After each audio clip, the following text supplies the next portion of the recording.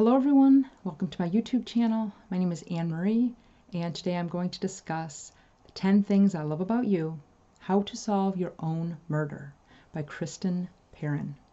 Before we begin, let me remind you that I will not reveal any plot twists, nor will I spoil any surprise endings, so don't worry about that. The whole point of this is to give you an inside peek into the book. If you've already read it, or if my video compels you to do so, and you'd like to add to my list of things to love, feel free to do so in the comments, and I will take a look. So here we go. The first thing I love about How to Solve Your Own Murder is the book's premise. In 1965, while at an English country fair with her two best friends, a fortune teller makes a bone-chilling prediction for Frances Adams. One day, she will be murdered. Obsessed with this notion, Frances spends her life trying to solve a crime that hasn't happened yet. Although no one takes her seriously, the fortune teller's prediction proves true nearly 60 years later, when Frances is in fact found murdered. As soon as I read this description on the book jacket, I knew I had to read this book. The idea of a psychic predicting Frances's murder intrigued me, and I had to know whether or not Frances succeeded in solving her own murder. The second thing I love about this book is Annie Adams. She's Frances's great-niece. Frances never had children of her own, so Annie is the next of kin who shows up at Frances's sprawling country estate after her death. Since Frances spent a lifetime compiling dirt on everyone she met in an effort to prevent her own demise, there are plenty of suspects in and around the quaint English village of Castlenull. According to Frances's notes, every endearing and eccentric villager had a motive for her murder. Since Annie is an aspiring murder mystery writer, helping the local police as an amateur sleuth is the perfect task for her. The third thing I love about How to Solve Your Own Murder is the quaint English village of Castlenull. I have a soft spot for murders that occur in quaint English villages.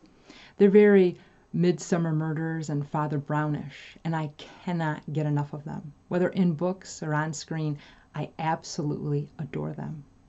In this case, the setting is the fictional village of Castlenull. Located in Dorset, with its rolling hills of patchwork green, Castlenull is described as having narrow lanes and dry stone walls. At one end of the village, a tall hill holds the crumbling ruins of a Norman castle. While sheep graze on the slopes, an ancient-looking pub called the Dead Witch sits at the foot of the hill. With a cobbled high street, an old-fashioned sweets shop, and a Victorian train station, the village of Castlenull is like a picture on a biscuit tin. The fourth thing I love about the book is Frances Adams's sprawling country estate, Gravesdown Hall.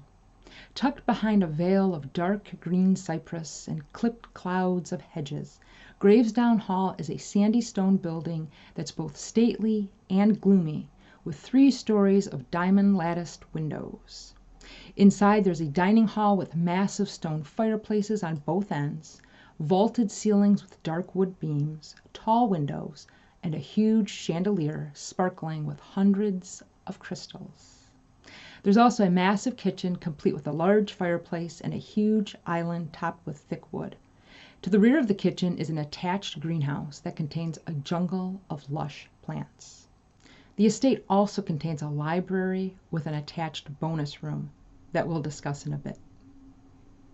The fifth thing I love about How to Solve Your Own Murder is Archie Foil, the gardener.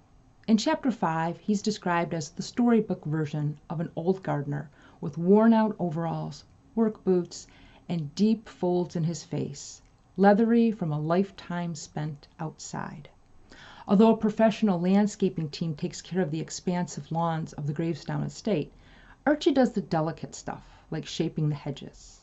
As a sculptor of plants, his hedges are his pride and joy, and he forbids anyone else from working on them.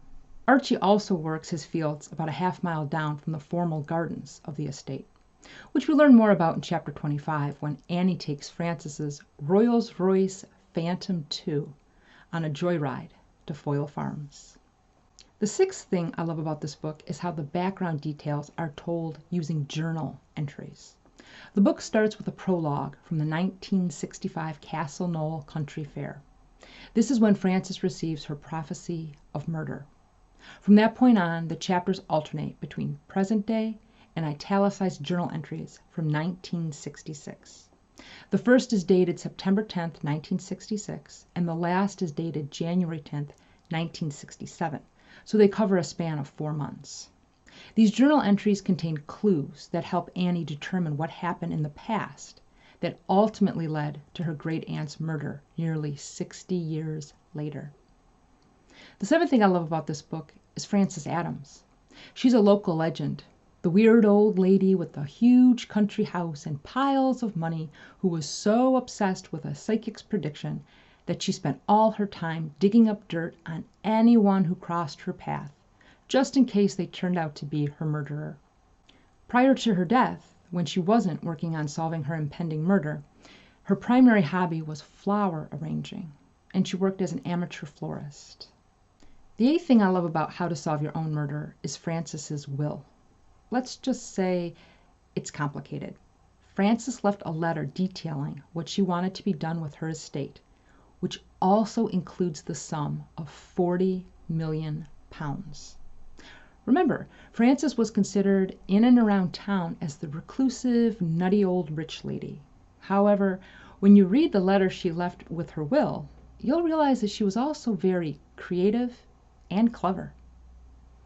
The ninth thing I love about How to Solve Your Own Murder is Frances's murder room, where she kept information on everyone she thought might somehow play a role in her murder.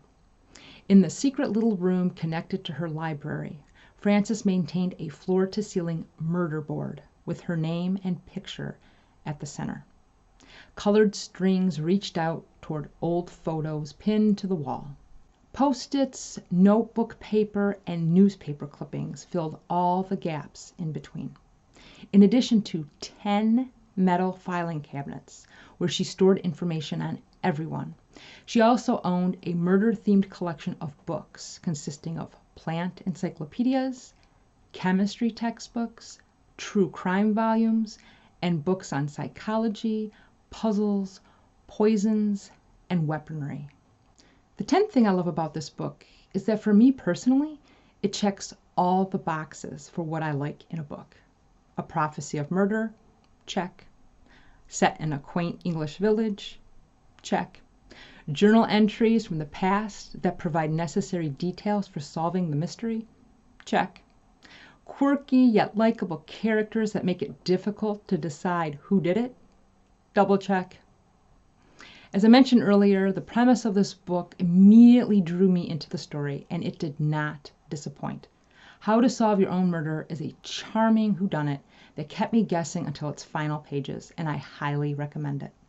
If you've read this book and would like to add to my list of things to love, please do so in the comments. Until next time, take care, be well, and happy reading.